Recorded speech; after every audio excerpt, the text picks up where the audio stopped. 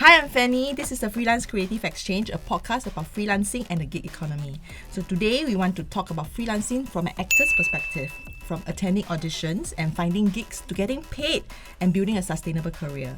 So as content creators ourselves, we work with many actors in our projects. So we have a strong appreciation for them and what they bring to our screens. Without actors, there won't be any movies or television or corporate videos as such. So despite their importance in the ecosystem, many actors find it very challenging to be recognized and rewarded for their work. So today we are talking to Kris, Maverico, and Renita Kapoor, who has acted as mother and son in Afterlife, which will be showing on Stories. So for those of you who don't know, Stories is actually a project under Creatives at Work, and it's a ground initiative where we seek to tell stories that can drive a positive change in Singapore. So before we start the entire conversation about freelancing, can you first tell me and share with me about your roles in Afterlife? So I'm his mom in Afterlife, and so I don't want to leak out the plot. It's just the two of us in our family, and so our life revolves around just each other. How do you find your role? I mean, honestly, it was a lot more emotionally exhausting than I imagined it to be, and I was hoping for it to be. I mean, if I were to describe my role, I didn't go into it with any kind of a racial angle, because it started off very organically just between Perry and me, and he wrote a story having me in mind, and that's how it all began. So when I looked at the script, I looked at it like this guy is broken on a big level. You know, he's a lot more messed up than he would like to show and he would like to believe. If I say any more, it's quite dangerous. But I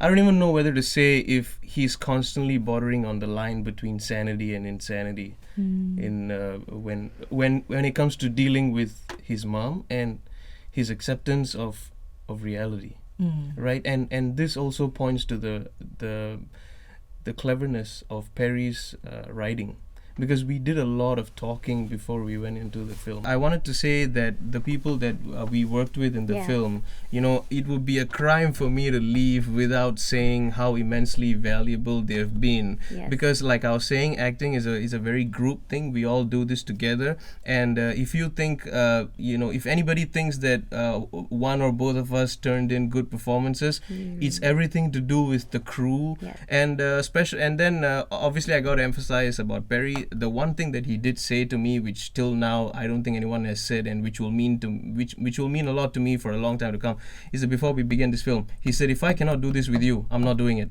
Wow. I'm not doing it. And people have no idea how empowering that can be for an actor or anyone who is in a working relationship with anyone. So we have a particular loyalty that we share with one another, Perry and I. Did I miss anyone? No. Oh, obviously. Yeah, oh man, no, it wasn't a trick question.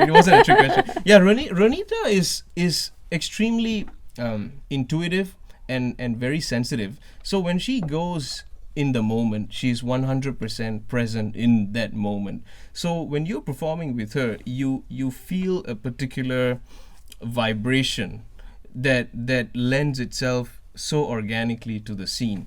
And when you see that she's relaxed and calm, it can also make you feel relaxed and calm, and you know that you're working with a professional, right? And so it's a lot of give and take. That's why a lot of actors, they always like to work with actors. Good actors like to work with good actors because it pushes both of their performances further up. So I got the sense with Renita, with Christopher, with Michael, and Agnes, and just want to thank all these people for being tremendous. Absolutely tremendous.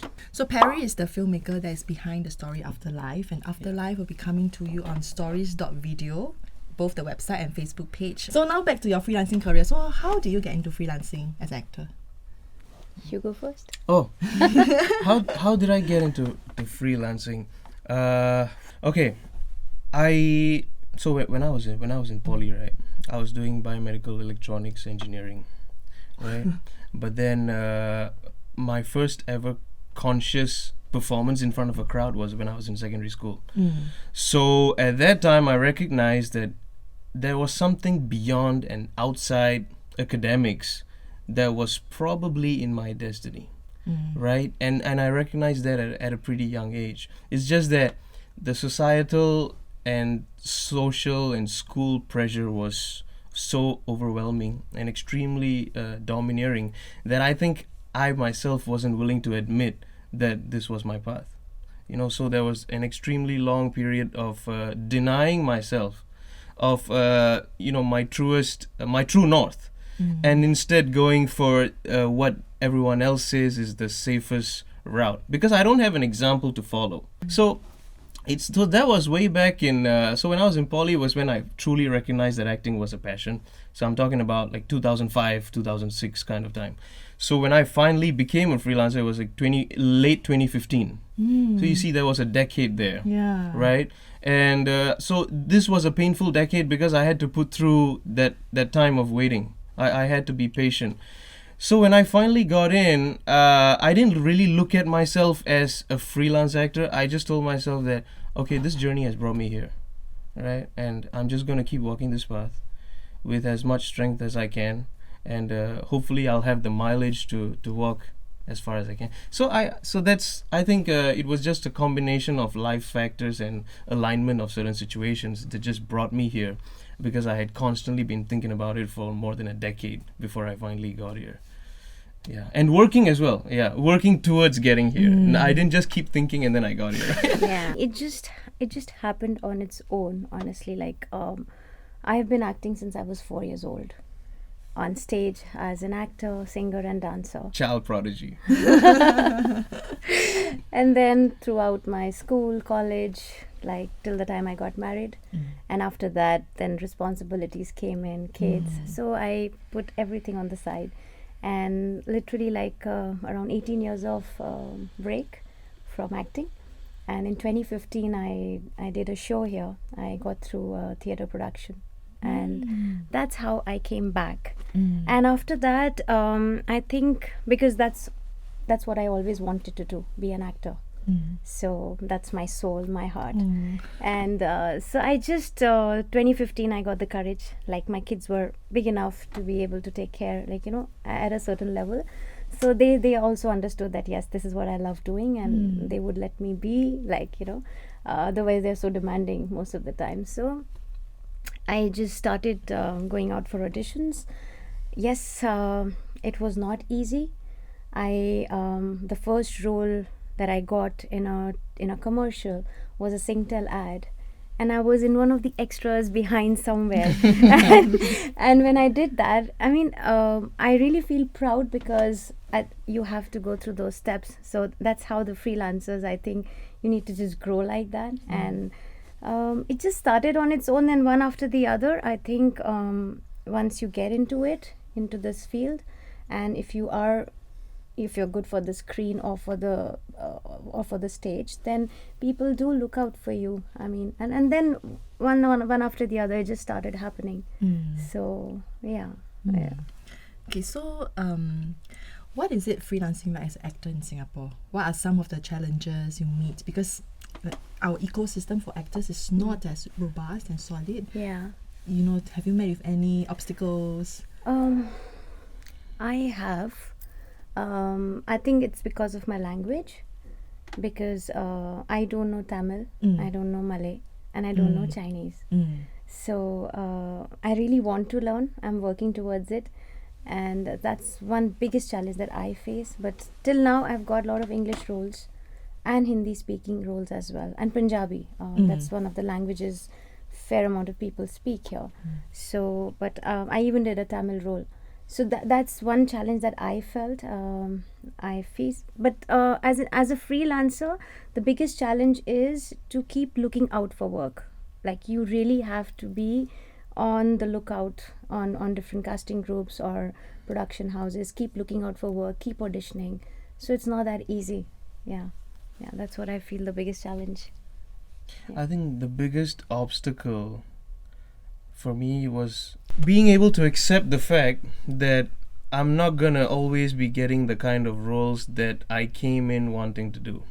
That is, it was an entire paradigm shift, because in your mind you have this fantasy of what kind of actor you are and who you want to be, and you see all your heroes and your idols and all these people from whom you've gathered all these different things, and you want to emulate and bring in your own individualistic style, and you got all these things going on in your brain for a decade, and then when you finally get an actual paid job, you gotta be, like she said, in the background somewhere, right? And then at first they put me at the frame of a door, right? And then I was so enthusiastic that even though it was a non-speaking role with minimal screen time, I ended up overshadowing the lead. So they pushed me back a couple of meters for the next take, and the next take they pushed me back a little bit more, all the way till, like, so imagine this is the depth of the room where we're shooting this commercial. I don't want to say which commercial, but they pushed me back all the way till the end. So in the final, all you see is just some guy in the real background, and I wasn't even able to make out if that was really me. You see, so the biggest obstacle was to accept that you got to go through from really the rock bottom. Yeah. And there is no telling how long you're going to stay there. It's all a question of faith, and how badly you want it, and how much resolve and that mental reserve you have inside of you to tell yourself that your time will come, right? To have that faith and that fortitude to keep fighting. So the biggest obstacle was acceptance, and then also figuring out that speaking roles can be an illusion, because there's really not as many speaking roles being offered to people like me as what people may think. Just because you can talk well, just because you can memorize scripts, just because you can deliver well, does not mean that you're going to get a lot of speaking roles. And I think we can be honest here. Race does play a strong factor. But I'm happy to see that in 2020 and 2019, there was a lot more inclusivity and diversity of casting, which I personally observed, I may be wrong, than I witnessed in 2015 and 2016. 2015, 2016, 2017 was a really tough time, because most of the roles that I did were all background extras. And most of those stuff I didn't even want to promote about it. I didn't want to talk about it. And then you go for all these long hours of filming, and then people tell you also, when can I see you, where can I see you, and what was your line, and when they finally look at that thing, the final cut, you're nowhere to be seen. So it makes you look like a liar, because you've been working all day, but you have nothing to show for it, whether it's bank balance or a reputation or a visibility on screen. So it was difficult, because it continuously questioned my purpose, my sense of existence within this acting realm. I didn't know how relevant I was. And one part of you feels like you're desperate to get all this recognition and everything. But the more desperate you are, the more you push opportunities away, because you emanate that kind of energy, you see. So there's a lot of inner work to be done, to maintain that level of consciousness and tranquility, to still function as an actor who can be trusted. So there's a lot of other qualities that also have to come with the talent. Reliability, accountability, punctuality, and all these ETs. Yeah. So Renita, you mentioned that you find casting jobs on Facebook groups. Yes. And are there any other platforms that you guys use to find job opportunities? For Singapore, that's the way that I have found, and there are some WhatsApp groups as well where we keep getting updates. And Kris, and also I've seen you get referred by your co-actors, or Kris referred me for this role. Thank you so much. Yeah, thanks for mentioning that. No, because see, I did receive that casting call, and at the same time I messaged him that I've received, and he's like, I have recommended your name for this role. So yeah, and I really appreciate Kris for that, because not many actors do that. They are insecure even though whether you're a male or a female, like I have seen insecurities between male and female actors, so they don't like sharing opportunities with each other because they feel, what if she or he does better than me?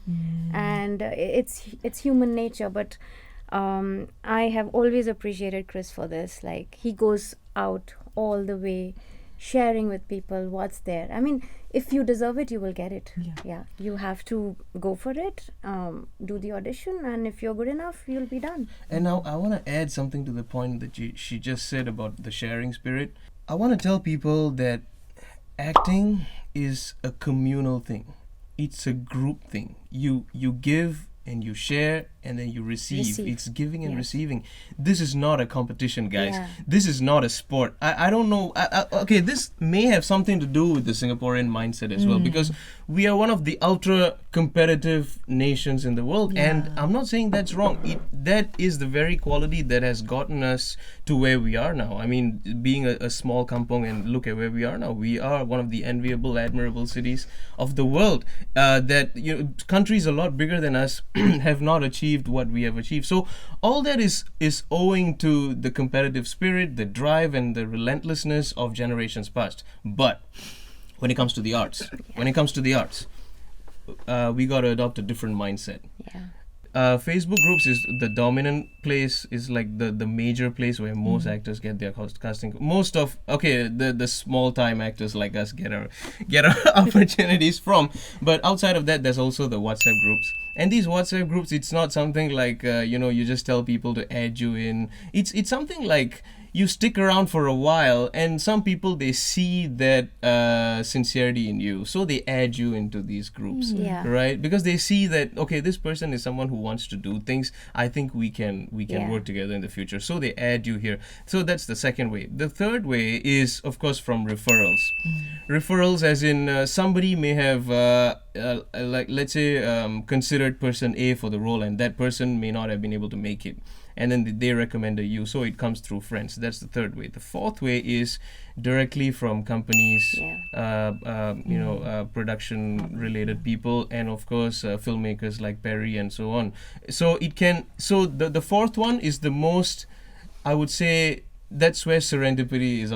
That's what serendipity is all about. If you've been sincere in applying for casting calls in the first few methods, the fourth one is kind of gonna automatically find you. True. Because you are putting out that intent into the universe, right? You want to do this, you want to do that.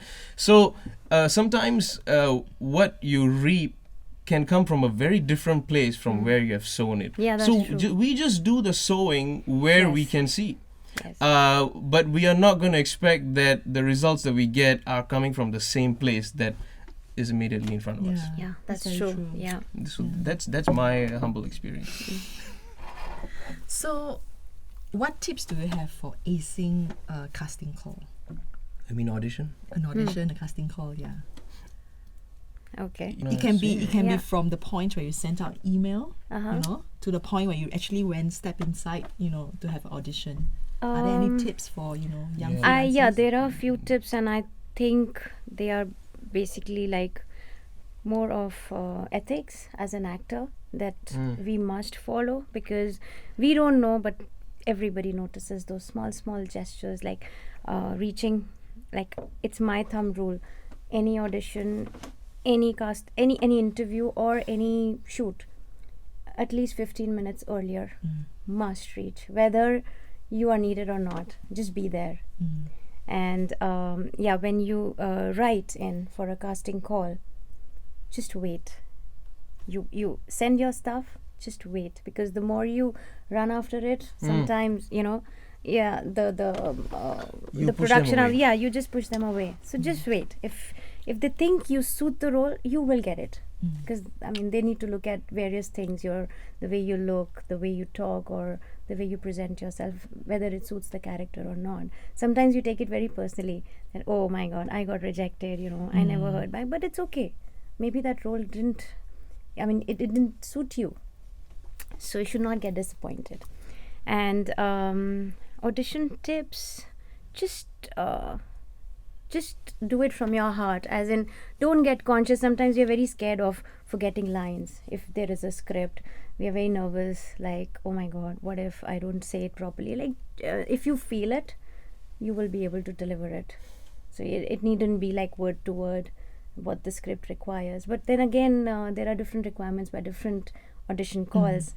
So basically, just follow the basic ethics that you must reach on time and be very, very respectful wherever you are called for. Like, attitude really matters a lot. You really have to, stay grounded. I think that's a very, very key mantra to your success. Yeah. I see different people sending different kinds of emails, but I think the basic format that I follow, if it's going to help anyone, so I'll just say hi to whoever was the person who posted the casting call, right? And then I say that I'm Kris and I'm interested in applying for this role. And then I attach 2 documents with that email. One is a list of my work experiences, and another one would be a document of web links which contain the videos that you wanna highlight, from that you think you want to showcase yourself as a performer. So these are the 2 documents, and then obviously you end off with a warm, pleasant greeting, and that's it. So keep that email very, very short, very concise, to the point.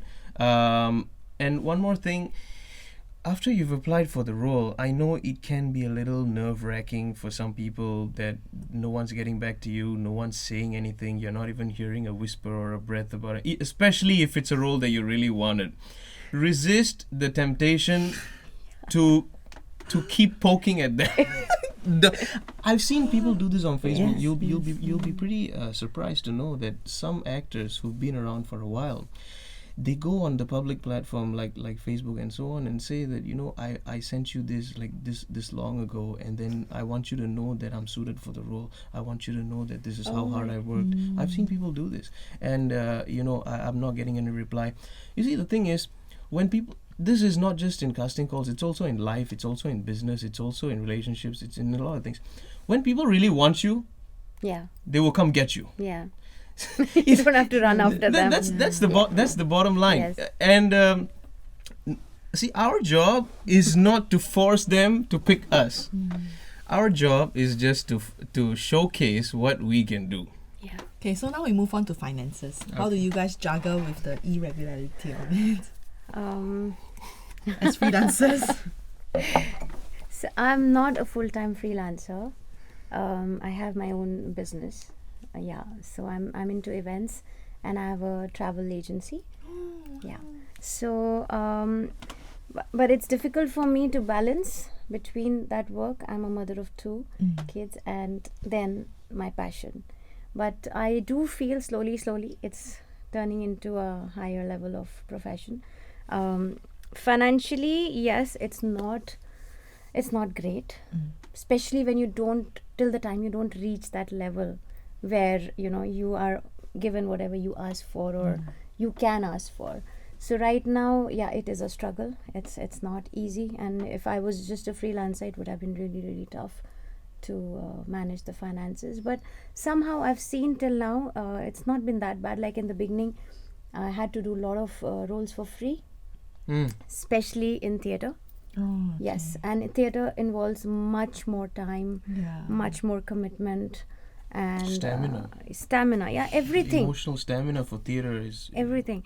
So I've done a lot of theatre plays here, and 90% of them I've done for free. Yes, because I love it, and I love it so much that I am ready to do it for. But at the same time, I feel if there is some kind of give and take between the production house and the actors, it just gives you more more enthusiasm to be there. But then if you really love doing what you're doing, it's okay. But yes, now I feel it should not be free, but it is like that. It is the scenario here. So well, finances wise, I don't have much. I don't have anything super concrete to say because that is not one of my strong points. However, my acting career has been like a wave. So sometimes I get some very good projects, and then it pays me quite a bit, and then I know that I anticipate that the next couple of days may not be that good, so you're going down. Yep. So the money that I get here, I try to use it wisely to tide me through the time that I'm going down, and then when you rise again, but also something about finances, right? We got to start feeling good about money. Only then, money is going to come to us. I knew you were going to say that because of what you put out to the universe. Yeah, and Your it's whole personality. Hey, I'm a modern monk. no, but really, it was something that I read in a book many years ago. But I had no idea that I was going to be a professional actor at when I was reading the book. But I'm so thankful that when I finally became a professional actor, that piece of advice really served me. So when we start, so that's where the importance of not feeling insecure has to really come in. When you trust, like she said, that certain things are going to come to you, you don't feel so uptight about that financial thing anymore. But obviously, I mean, I've also been very blessed and very lucky that every time I feel like my finances are going down, something comes up to boost it. Something just comes up. And the thing is, when I came into acting, I didn't come in with a zero bank balance. So that's the thing. I had some money saved up from the previous jobs that I did, and when I first began acting wasn't the only thing that I was doing. I was most interested in doing acting, but I was also taking up writing jobs on the side. Yeah, because some people know me as a writer, so they gave me writing assignments like for very internal and private stuff to do with their company, and I was also helping in marketing with with another mobile technology company. So money, it comes in very inconsistent pockets. So, but thankfully, I've been able to anticipate, when the wave is going to be and when the crest is going to be. So every time there is a crest, I'm able to tide it through. I just be a lot more conscious of my spending, but I also trust with complete faith that there's a time to go down, there's a time to go up. Yeah. Yeah. But now with the COVID-19 situation, have you seen any personal impact or in the industry wise? Definitely, absolutely. Not just this, every industry. I mean, right now again, I guess all the shoots are being held for the time being. So, yeah, definitely there is a big impact. Yeah. Do you have any advice for budding freelancers on what they can do to cushion the we impact? are a group of actors from theatre. So we have one of the directors in the group. So since everybody's like literally working from home, and so we started an activity together.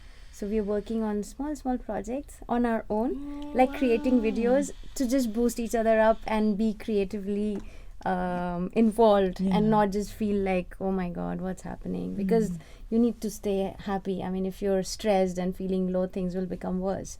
So we're doing that. Like 2 days back we started this, and we made like around 8 groups, small groups, and we're just working on we are doing something on comedy, so that we all enjoy doing it and we make others laugh.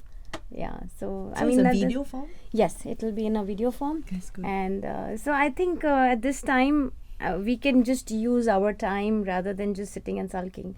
We could just improve on our skills, probably read some good books on acting, or look at some wonderful movies. You never know, like watching movies is a great way to learn.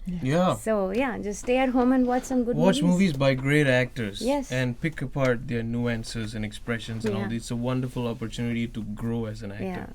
Continue, sorry. That's okay. I guess, that's it. Okay, so I mean, so the COVID-19 situation, right? This is going to be a little bit weird. When the COVID-19 situation was getting worse and worse, I was also facing a lot of personal problems.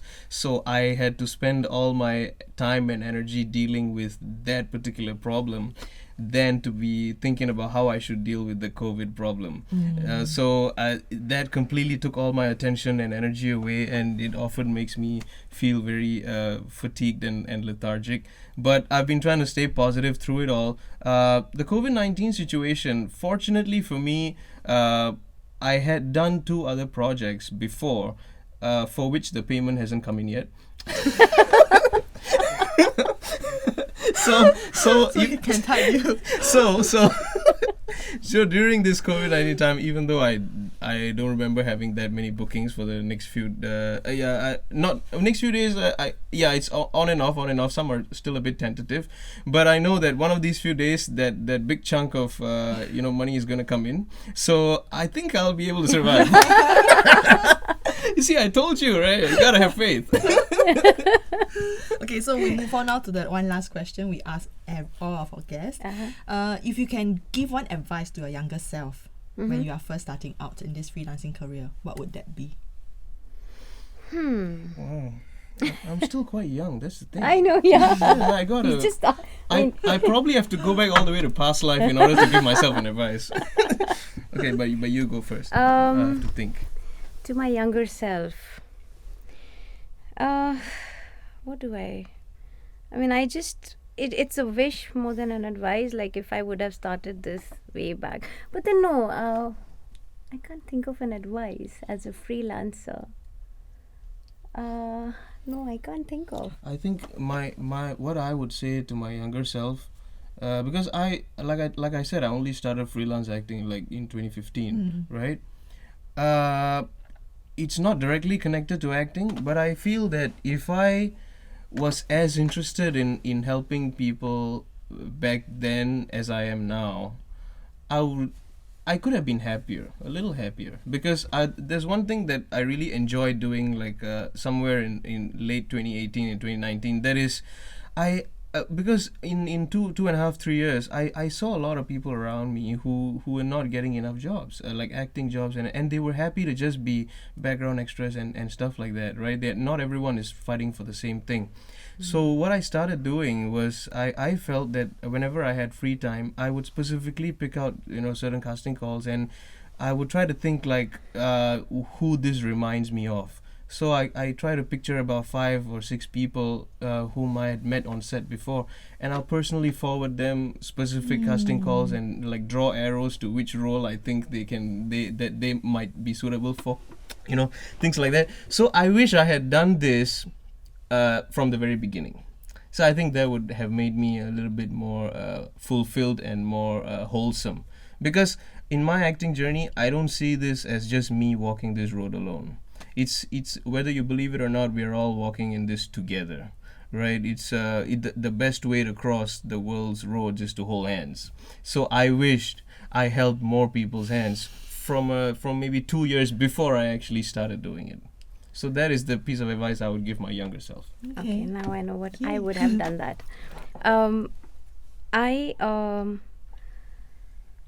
I would say I would have advised myself to be more compassionate towards myself and give self-love, which I learned very late, and I think it does wonders, because we feel that we want to make everybody else happy, but if we are not happy, you can't make anybody happy. And we keep doing that it's not a mistake, but then we learn as we grow, and I learned it a couple of years back.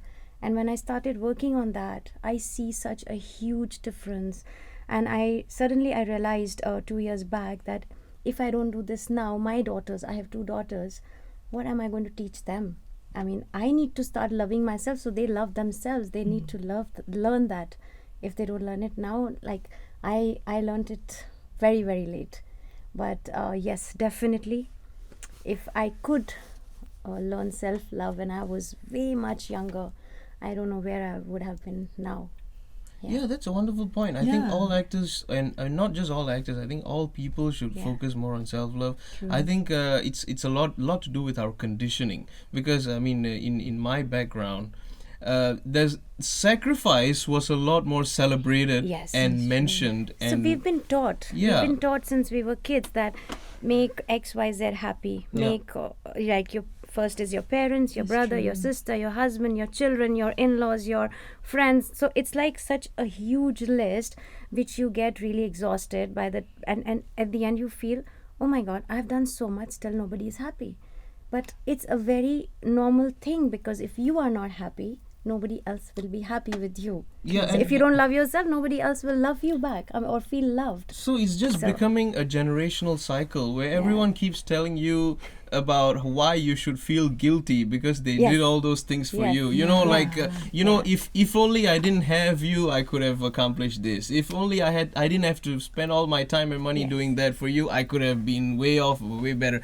So I think instead of coming from a place of intense sacrifice, if we come from a place of giving, that would be better. I mean, I think we should do things for people because we love and we have so much goodness, and then it's overflowing, and then we are doing it rather than, I don't even have enough for myself, but I'm doing it for you. I think it's a very parental thing to do, to not have enough for yourself but to want to do for your kids. But the thing is, when the kids grow up, they end up feeling the same way.